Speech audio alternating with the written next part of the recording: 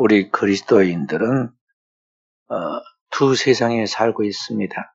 그것을 5세기의 성 아우구스티누스 그리고 16세기의 종교개혁을 일으킨 마르틴 루터와 존 칼빈은 두 왕국 사상이라고 설명을 했습니다. 하나는 눈에 보이는 이 땅의 왕국이요, 또 하나에는 보이지 않는 영원한 하나님의 나라에 속한 세계의 그 왕국인데, 이 두 왕국이 서로 지금 현재 우리의 삶 속에 공존해 가고 있습니다. 그리스도인의 정체성, 그리스도인의 신분은 뭐냐면은 땅에 두 발을 딛고 세상의 나라에 속해 살아가고 있지만 근본 뿌리가 소속이 하나님의 나라, 하나님의 왕국에 속한 하나님의 백성입니다. 그렇기 때문에 우리는 이 땅에 살고 있으면서 이 땅에 지배받지 않고 하늘에 속한 하나님의 백성으로서 어떻게 살 것인가를 늘 깨어서 생각해야 하는데, 오늘 이와 같이 이 땅에 살고 있지만 세상에 붙잡히지 않고 하늘에 속한 신령한 하나님의 백성으로 살아갈 수 있는 비결은 인간의 힘으로는 안 된다는 것입니다. 칼과 창과 그 총과 같은 무력으로 이 땅에 있는 나라를 점령하듯이 하나님의 왕국을 점령할 수는 없는 것입니다. 그래서 이 하나님의 나라의 통치 속에서 우리가 하나님 백성다운 영적 권세를 가진 사람으로서 땅에 있는 모든 것을 지배하면서 살아갈 수 있도록 해야 하는데, 그것은 무엇이냐? 오늘 성경이 우리에게 성령을 쫓아 살아야 한다. 성령에 이끌려 살아야 한다. 성령에 지배받은 자로서 성령이 모든 걸 통치하는 그런 삶을 살아야 한다. 그래야 우리가 세상에 붙잡히지 않고 세상에 영향받고 있는데 육체에 사로잡히지 않고 오늘 우리가 살아갈 수 있는 비결이라고 성경이 오늘 우리에게 가르쳐주고 있습니다. 그래서 우리는 하나님의 백성으로서 그렇게 성령에 사로잡힌 삶을 살아야 하는데, 그게 단번에 주어진 게 아니라는 것이죠.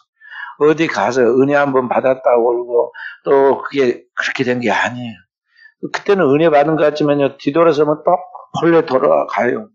이게 뭘 것 같으냐면요, 고무줄을 쭉 늘리면 굉장히 길어지는 것 같은데 딱 넣는 순간 원래대로 딱 조그맣게 줄어든 것과 똑같은 겁니다. 우리는 육체의 한계 안에 갇혀 있고 육체의 타고난 속성인 죄성이 있어서 하나님의 은혜로 우리가 끌어가지만 어느 순간인가 이게 다 본래 옛날로 딱 돌아갑니다. 그래서 여기에 우리의 갈등, 우리 안에 거룩한 고민이 있다는 것이죠. 왜 나는 하나님의 뜻대로 그 말씀대로 살지 못하는가? 하나님의 그 거룩한 백성으로서의 거룩한 그런 특성을 드러내 살아야 되게 안 되는 것에 대한 고민이 있는 거예요. 그런 갈등의 과정 속에서 그런 우리가 고민을 많이 하게 되는데, 여기에 이제 교회가 존재할 이유가 있는 것입니다. 교회는 바로 이런 우리의 두 가지 속성을 가지고 있는 성도들이 스스로 어떻게 하지 못하니까 이 부분에서 하나님의 거룩한 성도의 공동체 교회를 통해서 우리를 양육해 줍니다. 지속적인 하나님 말씀을 주시고 성령께서 오늘 우리 가운데 끊임없이 교회를 통해서 임재하시고 우리의 그 은혜를 공급해 주시고 성령의 우리 안에 그 하나님 뜻이 무엇인가에 대해 깨닫게 하시고 그 뜻대로 살 수 있는 능력, 힘을 부어주시고, 그렇게 살아가는데 또 다시 옛날로 돌아가면 다시 거기서 회개하게 하고 다시 또 바로서게 만드는 이 작업을 하도록 만들어진 그 구원의 그 방주가 뭐냐면 교회라는 거죠.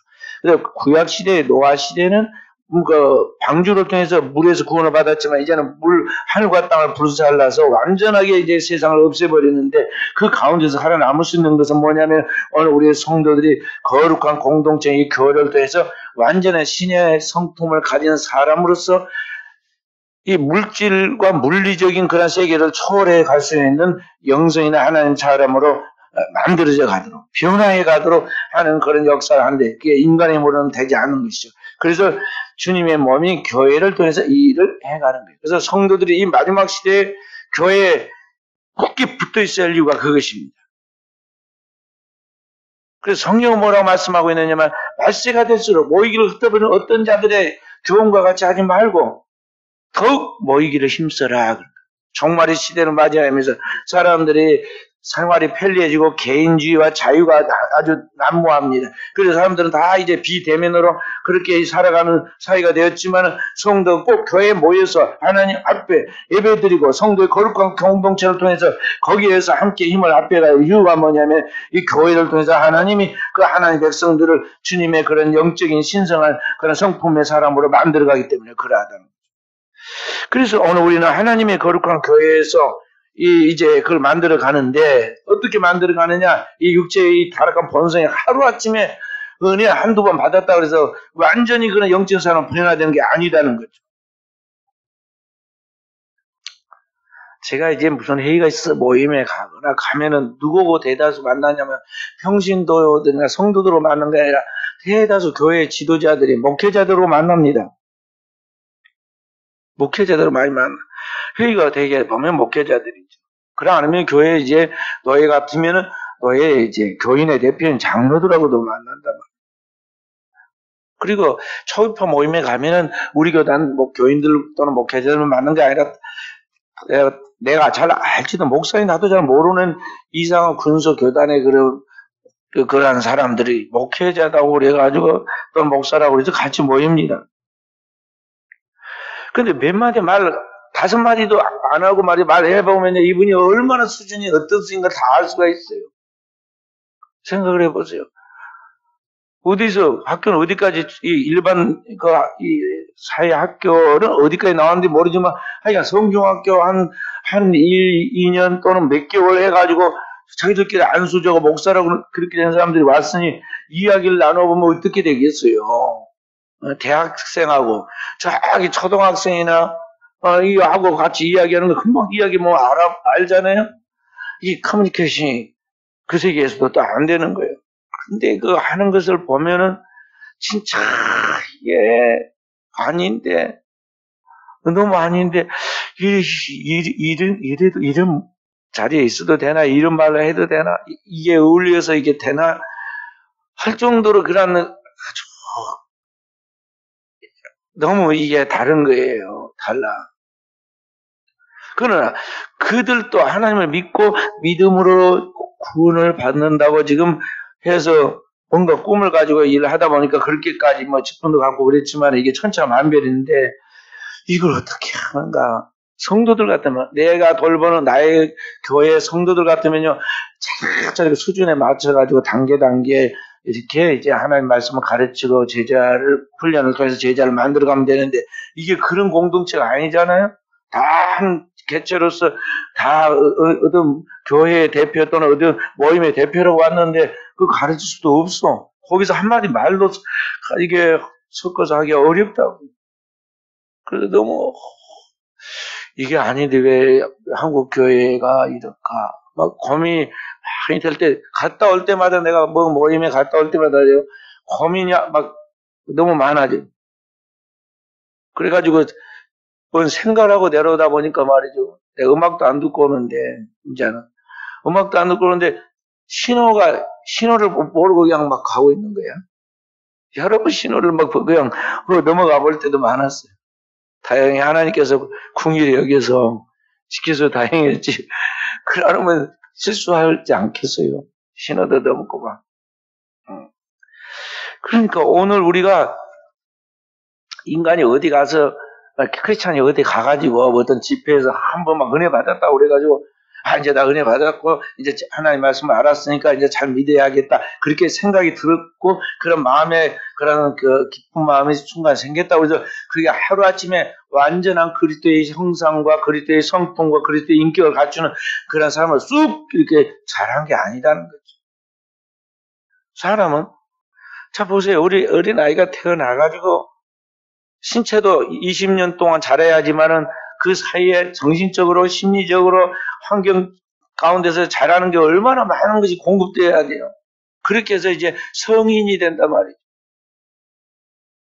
아무리 급하다고 이 아기를 갖다가 저기 우리 한 주에 한 번씩 목요일마다 호반 아파트 앞에 뻥튀기가 뭔 티밥 튀는 분이 누구 오십니다. 거기다 탁 집어넣고 말이죠. 한 5분 기다렸으면 빵! 그러면서 말이죠. 자루에 한 자루 그냥 디밥이 나오잖아요. 그런데 사람을 그렇게 못 온다 이 말이에요. 사람은 20년 걸려야 사람이 돼요. 그 영적인 사람도 말해. 영적인 하나님의 사람도 수고와 인내를 통해서 오랜 기간 참고 인내하고 돌보고 길러야 이게 이제 영적으로 장성한 사람이 되는 거지. 하루쯤 되는 것이 아니고. 그래서 사도 바울이 뭐라고 이야기하느냐. 갈라디아서 4장 19절에 갈라디아 교인들한테 그런 이야기를 합니다. 내가 너희를 그리스도의 형상이 이루어지기까지 다시 엄마 뱃속에서 태어나서 자라는 그 해산의 수고를 해야겠다고 그랬잖아요. 그렇게 해서 에베소 3장 13절에 보면요. 그리스도를 믿는 것과 아는 일이 하나가 되어 그리스도의 장성한 분량에 충만한 데까지 이르도록 그렇게 하는 거예요. 그리고 이 사역을 맡길 때 그의 후계자 디모데한테는 그렇게 말합니다. 내가 전심전력하여 먼저 내가 진보해서 발전해서 전심전력하여 너의 진보가 모든 사람이 다 알게 하고 나이는 어리지만은 하는 모든 거 아는 것도 믿음으로 사는 것을 보니까 진짜 어른스러워서 고개가 탁 숙여지도록 내 연수함을 없이 여기도록 하라고 그랬어요. 그런 과정을 통해서 영적 성장이 이루어지는 거예요. 그래서 성령을 쫓아 살아가도록 하기 위해서는 첫 번째가 뭐라고 그랬어요? 내 몸뚱이가 말을 안 들으니까 나의 몸뚱이는 옛사람 육체로 속한 이 사람이기 때문에 이게 말을 안 들어요. 그래서 이 육체를 쳐서 복종시키고 하나님 말씀의 지팡이와 검으로 나를 쳐서 복종시키고 내 정과 욕심을 십자가에다 딱 못 박고 이 문제는 내 옛사람 타락한 죄성을 가지고 있는 내 감정이 문제고 나의 이 인간의 사사로운 정이 문제야.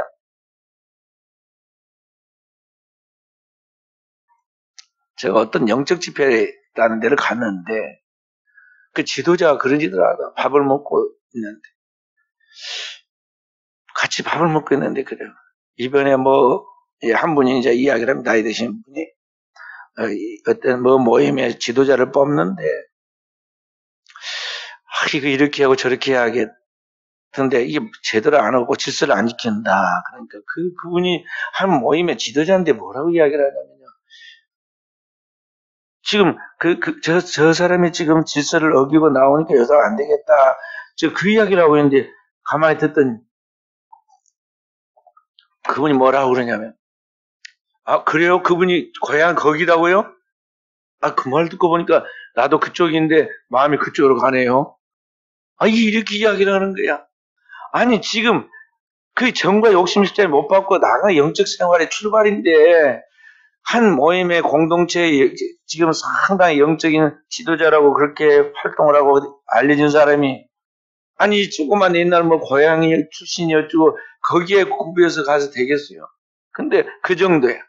우리 한국 사람 특히 이런 지연, 혈연, 학연에 대한 그 사사로운 감정, 가사라는 것들이 얼마나 강해요.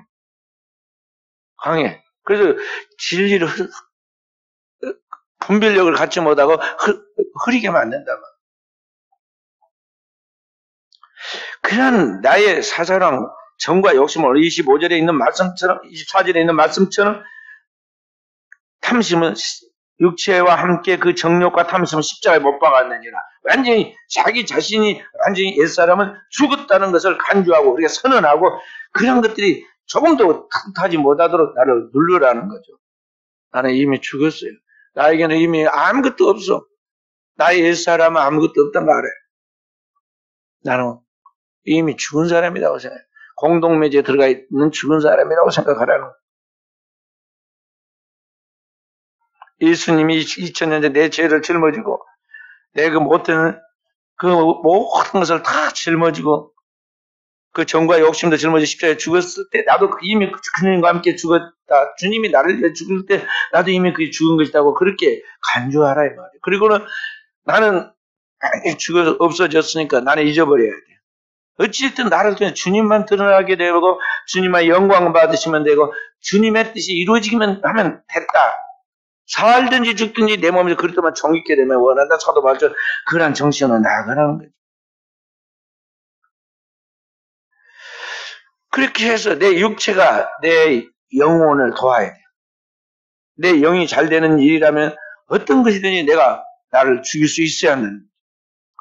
그리고 두 번째가 뭐냐면은 오늘 그와 같이 성령을 쫓아 살아가도록 하기 위해서는 우리는 내 생각을 다 버리고 오직 계시의 말씀이 하나님의 말씀을 믿는 믿음으로만 살아야 돼. 그것이 오늘 로마서 1장 17절의 말씀이에요. 로마서 1장 17절 말씀. 다 아시죠? 암송할까요? 복음에는 하나님의 의가 나타나서 믿음에서 믿음에 이르게 하나니 오직 나의 의는 믿음으로 말미암아 살리라. 복음, 그 하나님의 말씀 속에는 예수 그리스도의 십자가를 통해 우리의 모든 죄를 사하고 주님이 우리 죄를 사함으로써 우리를 의롭다 해주신 그 하나님의 의가 나타났는데 우리는 무엇이냐? 내가 아니라 주님의 그 십자가로 나를 정겹게 해서 새롭게 만드는 그 하나님의 의를 믿는 믿음으로 사는 것이다. 나의 의가 아니에요. 하나님의 의예요. 나를 의롭게 만들어주신 그 하나님의 의를 믿는 그 믿음으로 살아가는데 바로 그 계시의 말씀, 하나님의 복음의 말씀을 믿고 그 믿음으로 살아가는 삶, 그게 뭐냐? 성령을 쫓아 살아가는 삶이다 하는 것입니다. 아까 두 개의 자아를 이야기했는데 타고난 내 본성적 자아이다. 지정의가 있어요. 아는 것과 느끼는 감정과 그것을 따라 살아가는, 그 판단하는 것을 따라 살아가는 의지가 있는데 그렇게 살았던 삶의 결론이 뭐냐? 맨날 죄만 짓고 못된 짓만 하다가 결국엔 죄값으로 망하는 거예요. 그런데 거듭난 새로운 인격인 그 신의 성품 안에 내 안에 속 사람도 똑같이 인격이 있어요. 영적 인격이 있어. 그래서 신령한 그리스도인이 내게도 지정의가 있는데 오늘 내가 옛사람의 그 지정의를 가지고 사는 것이 아니라 내 안에 새로운 지식이 생겼어. 그건 무엇이냐면 복음을 통해 그리스도 예수가 나를 죄에서 구원하고 하나님의 백성 삼아주신 그 진리에 대한 구원 얻는 지식이 있어. 그 진리의 말씀을 믿고 나아갈 때 내 안에 뭐가 형성해? 새로운 감정이 생겨. 그것은 뭐냐면 물리적으로 어떤 느낌적으로 감각적으로 오는 감정이 아니라 그것과 환경과 분위기와 어떤 상황과 관계없이 주님을 믿고 나가는 믿는 자에게 주어진 하늘의 기쁨과 평화, 하늘의 행복함이 나한테 따라온단 말이죠. 그 감정이 있어야 하고 그 다음에 그 하나님의 말씀을 믿는 믿음으로 나아갈 때 나에게 세상 사람들의 막 배짱 좋다 또는 세상 사람들이 나는 뭐 한번 말하면 신의를 지킨 사람이라고 막 장담을 해놓고 나의 결정적 순간에 보면요 비급해져요. 돈 몇 푼에 넘어간다든지 또는 나중에 좀 자기가 손해보고 곤란하겠다 싶으면 뒤로 막 도망쳐 물러갑니다.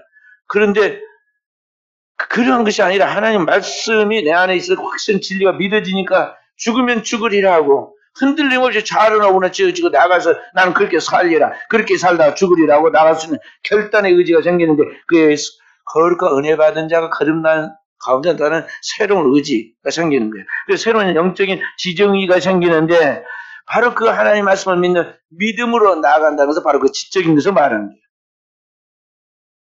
영적인 지식을 믿는 믿음으로 나아가야 한다는 것이죠.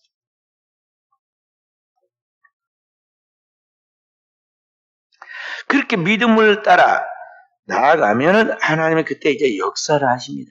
성령은 진리의 영이기 때문에 진리의 말씀을 믿고 나아가는 그게 성령의 역사를 하십니다. 그러니까 지금부터 3,400년 전에 이스라엘 백성이 출애굽에 나왔을 때 그때만 홍해가 갈라지고 만나가 떨어지고 거기에서 반석에서 물이 터지는 게 아니에요. 오늘의 시대도 우리의 인생의 거친 들과 광야를 지나갈 때 하나님께서 우리에게 필요하면 우리의 인생의 광야의 길을 열어주시고 거기에 하나님께서 반석의 샘물을 터뜨려 주시고 우리의 삶에 하나님께서 줄 수 있는 만나를 내려주시고 끊임없이 우리 오늘의 이 시대에 맞는 역사를 주신다는 거죠. 출애굽한 이스라엘 백성들이요 40년 동안 하늘에서 만나를 먹고 살았어요. 근데 가나안 땅에 딱 들어가가지고 길갈이라는 곳에서 그 땅의 곡식을 베어가지고 딱 입에다 넣는 순간 하늘에서 만나가 40년 동안 내리던 만나가 그쳐버렸어요. 왜 그러겠어요? 이제는 하나님께 초자연적으로 만나를 안 내려도 주가 농사 지어가지고 얼마나 살 수 있으니까 이제 내가 열심히 일해서 살아라 그런 거예요. 그래서 하나님은 우리가 할 수 없는 것에서 하나님 역사하시고 우리가 할 수 있는 것을 하도록 놔두십니다. 오늘의 삶 속에도 하나님 그렇게 역사한다는 걸 우리 알아야 돼. 오늘의 우리가 삶의 자리에서 우리가 살아가는 삶의 환경에서 하나님이 우리가 할 수 있는 것을 하게 놔두십니다. 그리고 우리가 하는 삶의 한계가 끝나는 순간 우리가 도저히 어떻게 할 수 없고 깨닫지도 못하고 행동할 수도 없는 그런 때는요, 하나님이 초자연적으로 우리 가운데 개입하세요. 그러니까 우리는 무엇만 하고 가면 되느냐? 오직 믿음으로 믿고 나가기만 하면 돼. 하나님의 말씀을 지지하고 그 믿는 믿음으로 나가면 홍해가 갈라지게 되어 있고 요단강이 갈라지게 되어 있고 우리를 에워싸고 있는 가나안의 7 부족이 하루아침에 무너지게 되어갖고 있다 이 말이죠. 할렐루야. 그 믿음이 있어야지 세상을 이기는 거야. 요한일서 5장 4절에 세상을 이기는 이김은 이것이 오직 너희의 믿음이라. 우리 주 예수 그리스도가 하나님의 아들이심을 믿는 자가 아니면 세상을 이기는 자가 누구냐 그랬어요. 그 믿음이 우리에게 있어야 돼. 그 믿음이 겨자씨만큼만 아니라 있기만 하면은 산을 옮긴다고 그랬어요. 뽕나무가 뽑혀 바다에 던지고 그대로 이루어진다고 그랬어요. 문제는 마지막 종말의 시대에 너무 현실적인 것만 너무 계산이 빨라가지고 그렇게 진짜 믿고 어린아이처럼 순결하게 믿고 나가는 사람이 있느냐? 없다는 거죠. 소돔과 마지막 종말 때는 소돔과 고모라 때와 갖고 노아 때에 갔다 그랬어요. 소돔과 고모라 때에 무엇이 문제였어요? 진정으로 믿는 믿음을 가진 의인이 10명이 없었다는 거 아니에요. 사실 한 명도 없었다고. 소돔에서 구원받은 롯은 그 외삼 그 삼촌 되는 작은 아버지인가? 작은 아버지. 그러니까 큰 아버지인가? 그 되는 아브라함의 믿음과 그의 중보 기도 때문에 그게 구원받은 거지. 부끄러운 구원을 받은 거지. 의인이 없네. 하나도 없도다야. 소돔 고모라에. 마지막 때 그렇게 믿음 있는 사람을 찾기 어렵다니까요. 그리고 오늘 우리는 진정한 믿음을 가져야 돼. 그것이 복이야. 믿음은 금보다 더 귀하다는 게 그래. 이 정말에 가장 귀한 것이 그 믿음이야. 현대인들은 글자를 알고 또 여러 가지 뭐 지식이 많아졌어요. 그래서 컴퓨터를 통해서 다 알고 있잖아요. 지금은 뭐 영어도 공부 별로 안 해도 돼요. 막 번역기가 따라다녀가지고 다 번역시켜주고 말하면 통역 다 해주고 그러니까 어디든지 거침없이 다닐 수가 있는 시대가 됐어요. 제가 우리 목사님들을 모시고 총회 디아코니아 지도자 협의회 때 저 괌을 미국 땅이 괌을 갔습니다. 미국 여행 괌을 갔는데 거기 가서 거기 이제 미국 땅이니까 영어를 해야 하잖아요. 우리 목사님 하나가 딱 번역기를 꺼내더니 그걸 가지고 이제 이야기를 하는 거예요. 거침이 없어. 그건 뭐 택시 이게 얼마냐 어디까지 간다 그 말 하나 그런 것도 자신이 없어가지고 우리는 영어로 이렇게 말하는 생활들이 과거에는 안 되고 최고로 문법으로만 공부를 했기 때문에 그런 게 두렵단 말이죠. 그러니까 그런데 거침없이 한국말로 말하면 영어로 다 이렇게 번역이고 나와 그러니까 딱 비춰주면 돼. 그러니까 1인 이라는 것, 이 세상의 지식이 모든 걸 다 대체해가는 시기가 됐기 때문에 정말 살아계신 영이신 하나님과 그 하나님께서 오늘 우리의 삶에 개입하여 역사하신 건데 진정한 믿음이 있어야 하는데 그 성경을 통해서 하나님이 우리에게 들려주신 그 복음의 말씀, 우리에게 믿게 하신 그 믿음의 말씀이 그 안에 진짜 자리 잡아서 그 말씀이 육신이 되는 파워를 일으킬 수 있는 그런 사람이 드물다는 거죠. 그 믿음 있는 자가 돼야 돼, 이 마지막 시대에. 그렇게 믿음을 따라 나아가면 아까 말씀하신 것 같이 성령이 우리에게 역사를 하셔요. 성령이. 전선을 깔아놓고 그 전선을 전원을 탁 켜면은 전류가 전선을 타고 쫙 흐르잖아요. 그러니까 이 전선을 깔아놓고 딱 그 연결시켜놓은 그게 믿음인데 그 믿음의 줄을 내가 입으로 시인하는 거야. 전원을 켜는 거 입으로 시인해. 하기만 하나님은 전류가 흐르게 만들어요. 주님은 말만 하라는 거죠. 내가 마음으로 믿고 입으로 시인하고 지금까지 구하지 않았지만 이제는 내 이름을 구하기만 하면 내가 시행하리라 그랬어요. 그리고 우리는 그 믿음으로 살아야 돼. 오늘 현대 크리스찬들은 이 믿음이 없어요. 이 믿음으로 행하는 것이 훈련이 안 됐어. 그래 전부 다 이게 뭘 어디서 보고 어디서 듣고 그렇게 알라고 그래.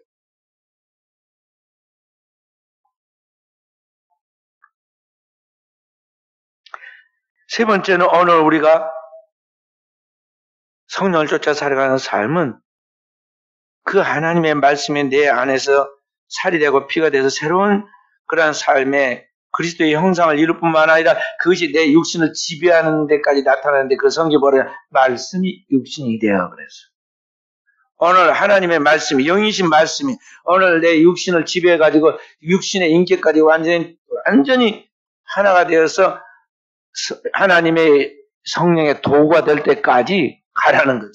그것을 성경은 우리에게 뭐라고 하냐면 성육신이라고 그래요. 말씀이 육신이 되어 우리 가운데 거하시며 우리가 그 영광을 보니 아버지의 독생자의 영광이 은혜와 진리가 충만하더라 그랬죠. 거기서부터 이제 구원이 나타나는 건데 하나님의 말씀이 성령 충만해서 내 안에서 내 영의 속사람을 지배하게 되면요. 이것이 나중에 겉에 뜻 나타납니다. 이번에 집회를 갔는데 거기 우리 후배 목사님이 한 분이 같이 밤을 보냈습니다. 또 우리 부흥전도단 전 단장님이 그 집회를 이제 그 전체적으로 책임을 지고 이끌어 가는데 셋이서 이제 잠을 잡니다. 잠을 자는데 미국에서 이민 목회도 하고 지금 멕시코 선교사로 지금 나갈 준비를 하고 있는 찰나에 와서 부흥전도단에 가입을 해가지고 이제 부흥사 막둥입니다. 이제 처음으로 이제 거기 와서 이제 은혜 받기 위해서 와 있는데 얼마나 웃기는지 몰라요. 막 그렇게 이야기를 하는데 똑같은 이야기라도 재밌게 그렇게 아주 웃겨요. 그런데 이제 그런 이야기를 가만히 들으면서 제가 이제 여러 가지를 또 생각을 해 보았습니다. 오늘 우리가 하루아침에 주님의 그 형상과 모양으로 이루어지지 않는데 이제 부흥사 이제 막 처음 시작한 우리 이제 처음 초년 부흥사가 앞으로 이제 하나님의 일을 통해서 그 꿈을 이뤄갈 것인데 그것이 이제 경험한 사람으로서 보이잖아요. 근데 보이는데 그것이 좀 우습기도 하지만은요. 그 가능성이라든지 잠재적 가능성이라든지 앞으로 하나님께 그렇게 통해서 역사하시고 기대되니까 말이죠. 꼭 아이를 보면서 귀여워하는 것 같이 귀여운 마음이 들어요. 귀여운 마음. 근데 만약 비판의 눈으로 그런 잠재적인 것을 보지 않고 비판의 눈으로 보면은 어떻게 보겠어요? 정반대로 저게 위험한데 저렇게 하면 안 되는데 예를 들어서 막 이렇게 그런 걸로 보이지 않겠어요? 그러나 하나님이 결국에는 그걸 만들어 가실 거다. 그 속에 하나님의 말씀이 들었고 믿음이 있고 믿음 안에서 지금 하나님이 그 사람을 작품을 만들어서 하나님의 일을 쓰실 것이기 때문에 그걸 믿는 거죠. 오늘 우리 그리스도인들이 신앙생활에 나아가면서 누구나 다 참 출발은 다 어린아이 같이 모순투성이고 부족함투성이고 철부지 같은 것들이 많이 있습니다. 육신적인 것이 너무 강할 때가 있어요. 그러나 이제 이게 점점 자라서 영이 육신을 딱 지배해가지고 하나님의 영이 나를 완전히 사로잡아서 그리스도의 인격으로 만들어가면 예수님이 성육신하여 오늘 우리 가운데 우리를 구원하신 것 같이 오늘 우리들도 그리스도의 분신이 되어 진정한 제자가 되어 주님처럼 이 세상 속에 그리스도의 그런 선한 영향력을 대를 이어서 해 나갈 수 있는데 바로 그렇게 나갈 수 있도록 우리를 변화시키는 그 과정들을 변화시키는 게 뭐냐면 그게 성도의 기도예요. 그래서 우리가 하나님 앞에서 성령 충만한 지속적인 성령 충만한 생활을 통해서 그리스도의 형상을 만들어갈 수 있는 그런 무기가 뭐냐면 성도가 하나님 앞에서 계속해서 드리는 올리는 기도라는 걸 알아야 돼요. 문명과 문화가 발달했어도 아무리 현대 문화가 발달해도 지식이 발달했어도 이건 바꿔서 다른 어떤 것으로 대체할 수 있는 게 아니에요. 그래서 주님께서 기도 외에 다른 방법으로 이런 능력이 나올 수 없다고 가르칩니다. 그래서 기도하라고 하는 거예요. 이렇게 기도해라. 하루는 제자들을 이끌고 주님께서 기도하러 가시는데 단계 기도를 시킵니다. 아홉째 제는 여기 동네에 남아도 할 일이 있으니까 조금 있으면 사람 와서 누가 돌봐줘야 사람들이 생기니까 여기서 기도하면서 기다려라. 세 제자만 베드로, 야고보, 요한만 데리고 따로 높은 산에 올라가셨어요. 훗날 그걸 변화산이라 부르지만 이 높은 산에 올라가셔서 거기서 기도를 합니다. 역시 주님의 기도는 길고 길었어요. 그래서 기도하니까 제자들이 견디다 못해가지고 거기서 다 졸음에 잡니다. 한참 자다가 이상한 소리가 들리고 또 갑자기 분위기가 뭔가 좀 이상합니다. 그래서 자다가 졸다가 눈을 딱 떠보니까 놀라운 광경이 벌어졌습니다. 해보다 더 밝은 빛이 찬란히 비쳤고 자기 옆에서 기도하시던 게 예수님을 보니까는 너무너무 다른 분입니다. 자기 여태 평상시 갈릴리 나사렛에 오신 예수는 철학한 옷을 입고 그렇게 왜소한 몸으로 그렇게 계시더니 완전히 하나님의 아들의 본래의 영광으로 해보다 더 밝은 막 타오르는 불 같은 그 모습으로 그게 나타납니다. 그리고 그 옷도 입은 옷도 얼마나 찬란한데 이스라엘에서 빨래하는 자 그보다 이게 알 수 없을 만큼 그렇게 찬란한 옷을 입고 계십니다. 근데 또 놀라운 것은 그들이 늘 마음속으로 흠모하고 동경하였던 이스라엘 최대 선지자 두 사람, 구약의 모세와 엘리야가 예수님 좌편 우편에 딱 앉아갖고 이야기를 하시는데 가만히 들어보니까는 예수님이 장차 예루살렘에서 일일제로 짊어지고 속죄 어린 양이 되어 별세하실 거, 별세 죽을 거를 말하였다는 거죠. 그러니까 더 깜짝 놀랐습니다. 엄청난 비밀을 이야기하고 있습니다. 그런데 그러니까 하나님의 놀라운 것을 보면서 막 제자들이 자기도 모르게 흥분하고 막 감격에 빠져가지고는 이상한 소리를 하잖아요. 뭐라고 그랬어요? 주야, 여기 있는 것이 좋사오니 여기에 초막 셋을 짓되 하나는 주를 위하여 하나는 모세를 위하여 하나는 엘리야를 위하여 하사이다. 거기 계속 있자는 거죠. 그래서 주님께서 그 말씀을 하고 딱 돌아보려고 하는 순간에 뭐가 나타나요? 하나님의 영광의 구름처럼 딱 그대로 덮는데 하늘의 소리가 직접적으로 들리기를 이는 내 사랑하는 아들이니 너희는 저의 말을 들으라. 소리가 끝나자 구름 같은 하나님의 영광이 딱 거치는데 보니까 원래 예수님의 모습이네. 그래서 예수님이 일어나서 내려가자. 우리가 전도하러 왔다. 그래서 데리고 내려오잖아요. 거기에 제자들이 이제 산 위에서 놀란 예수님의 본래 모습도 보고 시 공간을 초월해서 살아있는 모세와 엘리야의 모습도 하늘부터 지금 내려와서 같이 예수님과 함께 있는 그들의 모습도 보고 뭐 새로운 감격에 빠져가지고 내려왔습니다. 산 아래 내려오니까 뭐가 나타났어요?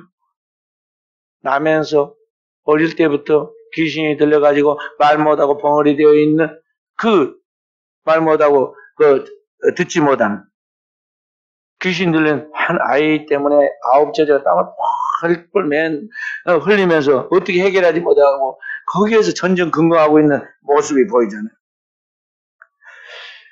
그런데 예수님께서 오셔서 그 아버지, 애기 아버지에게 언제부터 이렇게 되었느냐? 어릴 때부터 되었습니다. 그런데 당신 제자들 못 고치면 당신은 혹시 할 수 있으면 이 아이 좀 고쳐주십시오. 그러니까 주님의 그 아버지에게 책망하죠. 믿음 없으면. 할 수 있거든요. 무슨 말이냐. 믿는 자에게 능치 못할 일이 없느니라. 믿음. 그러니까 그 아버지가 금방 알아듣고 주여 내가 믿나이다. 나의 믿음 없음을 도와주소서. 바로 즉각적 교정을 합니다. 그래 주님께서 바로 축복하시잖아요. 그 아이를 탁 바라보면서 그 말 못하고 그리고 듣지 못하는 귀신을 내쫓아 주잖아요. 말 못하고 못 듣는 귀신을 내가 내게 명하느니 그 아이에서 나오고 다시 들어가지 마라. 명령을 탁 하는 순간 아이가 막 뒤집어지고 더러운 귀신이 떠나서 막 소리를 지르요. 얼마나 그 발작을 심하게 하고 소리를 지르고 귀신이 나갔던지 아이가 완전히 탈진하고 쓰러졌는데 사람들이 보니까 죽은 것 같아서 죽었다. 그러는데 큰일 났다 죽었다. 그러는데 예수님이 손을 잡고 딱 일으키니까 아이가 일어나는데 건강한 모습으로 일어났죠. 그러니까 9 제자들 체면이 어찌 됐겠어요? 하루 내내 지금 해도 9명이 감당을 못하고 해결에 근처도 못 갔는데 예수님이 오자 한나절은커녕 1시간도 안 돼서 깨끗하게 문제를 해결해 버리니까 진짜 우리를 망신 주려고 그런 것도 아니고 이게 뭐냐 싶어가지고 저녁에 집에 들어가 있을 때 조용히 다른 사람 안 들을 때 제자들이 물었잖아요. 9제자. 주여, 우리는 안 되었는데 어찌하여 주님은 되었습니까? 그러니까 예수님이 뭐라고 그래요? 다른 거 아니다. 마가복음 9장 19절에 기도 외에는 다른 방법으로는 이런 종류가 나갈 수 없느니라 그랬어요. 그 옛날성에 이런 유가 나갈 수 없느니라 그랬는데요. 그 이런 유, 이런 종류가 뭐냐면은 이렇게 이게 귀신이 떠나가고 병든 자 낫는 그런 능력이 그 말이에요. 그러니까 직역을 하자면은 그에 대해서 의역을 하자면은 바로 그냥 기도 외에 다른 방법으로 이런 권능이 나올 수 없다. 그런 능력이 나올 수 없다. 그런 뜻이에요. 그러니까 오늘 우리가 하나님의 백성으로 이 세상 속에서 그리스도를 보여주는 영성과 영력 있는 권세 있는 삶을 살아가야 하는데 그렇게 살아갈 수 있는 비결이 뭐냐면은 고대나 현대나 앞으로 미래에도 똑같이 하나님과 인간 사이에 영원한 하나님과 유한한 인간 사이에 육체를 가진 인간과 그 영원한 신적 신분과 존재이신 바로 그 하나님과의 사이에 유일한 통로인 바로 이 기도 외에는 다른 것도 하나님 허락한 게 없다는 거죠. 그래서 성도는 기도해야 돼.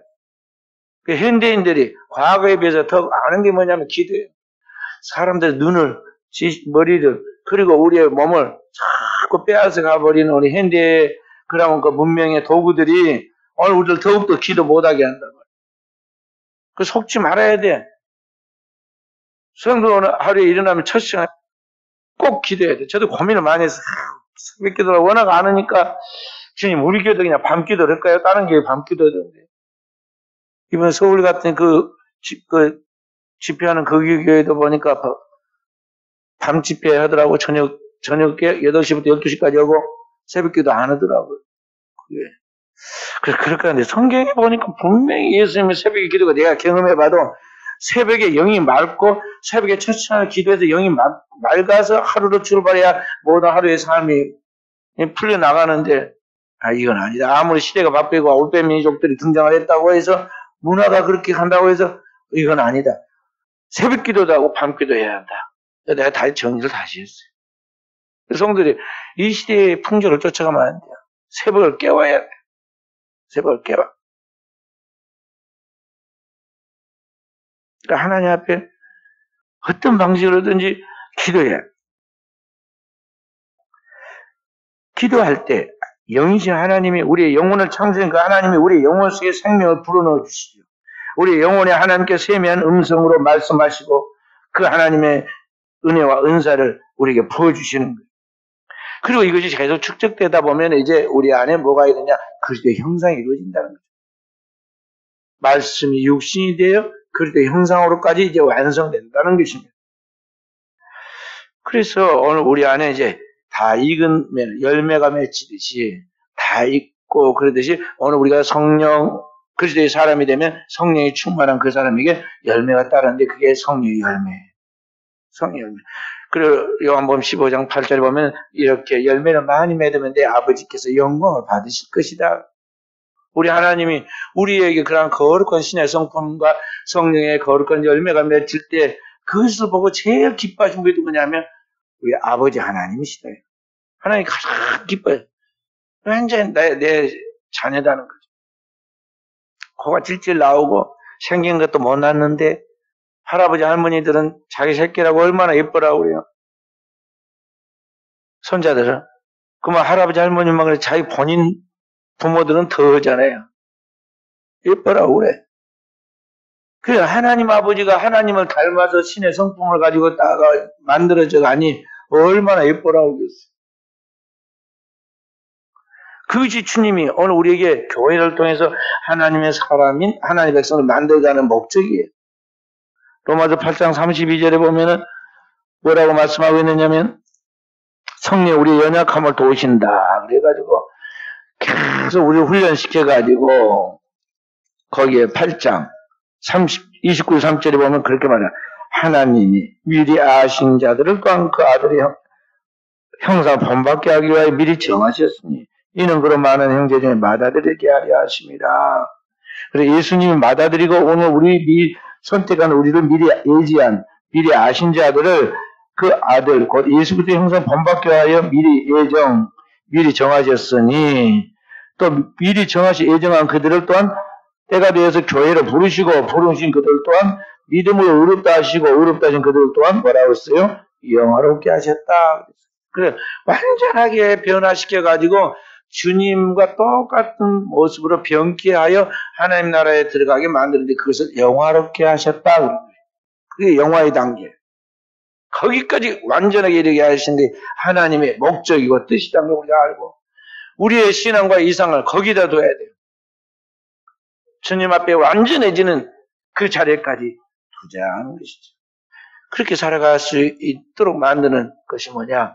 오직 성령으로만이 그렇게 할 수 있다는 걸 알고 우리는 늘 성령을 지지하는 삶을 살아가야겠고 성령이 나에게 소멸하지 않도록 우리가 조금이라도 세상적으로 미워하거나 혈기를 내거나 근심하면 성령이 우리 안에서 소멸되가 나와야 돼. 속지 말아야 돼요. 옛사람이 등장하면 이 육의 사람이 활기를 치면 영의 사람이 죽는단 말이에요. 영의 사람이 꽉 차면 육이 나를 함부로 못하는 거예요. 그러므로 신령한 영의 사람으로 주님의 완전한 자리로 서 가도록 오늘 또 거룩한 꿈을 가지고 계속 영적 정진을 다해서 우리 하나님의 기쁨이 되고 자랑이 되는 주님의 친 하늘에 속한 주님의 자녀로서 성경은 그거 양자 삼았다 그러잖아요. 양자로서 그렇게 완전한 하나님의 법적 자녀로서 인정받도록 우리 사랑하는 성도들이 깨어있는 승리자들이 되어지기를 주님의 이름으로 축원드립니다.